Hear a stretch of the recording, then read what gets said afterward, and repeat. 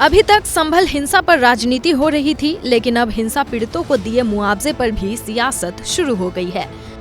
गौर करने वाली बात तो ये है कि मुआवजा सरकार की तरफ से नहीं, समाजवादी पार्टी ने दिया है, जिस पर सियासी रोटियां सत्ता पक्ष सेक रही है। डिप्टी सीएम केशव प्रसाद मौर्य ने सरकार के मुआवजे पर बात तो नहीं की, लेकिन सपा के 5-5 लाख के मुआवजे पर कटाक्ष जरूर कर दिया।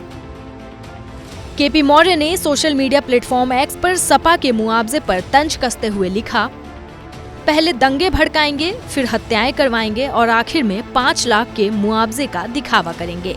सपा की राजनीति वही, सांप भी मरे, लाठी भी न टूटे और सपा बगुला भगत बनी हुई है।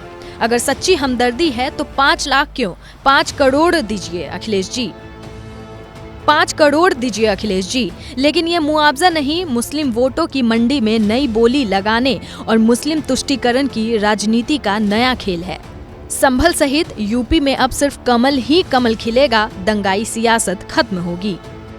जिन 4 घरों के चिराग इस हिंसा की भेंट चढ़ गए, उनके परिवारों के लिए मुआवजे की बात तो छोड़िए, पीड़ितों से मिलने की बात भी न सरकार कर रही है और न ही उनके मंत्री, न नेता, और अगर की भी तो सियासी गलियारों और मीडिया में तो सुनाई दी ही नहीं।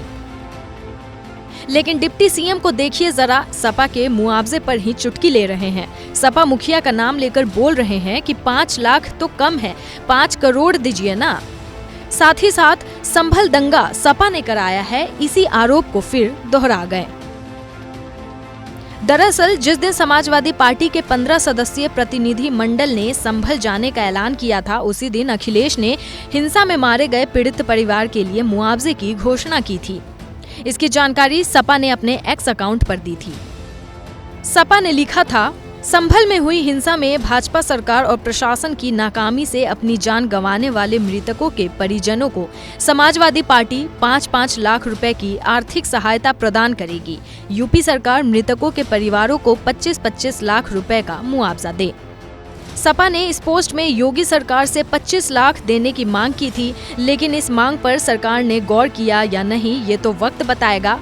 फिलहाल तो सपा मुआवजे को लेकर योगी सरकार के निशाने पर आ गई है। अब देखना ये है कि मुआवजे की इस राजनीति में कौन किस पर भारी पड़ता है। फिलहाल केपी मौर्य के इस पोस्ट पर आपका क्या कहना है, हमें कमेंट में जरूर बताएं।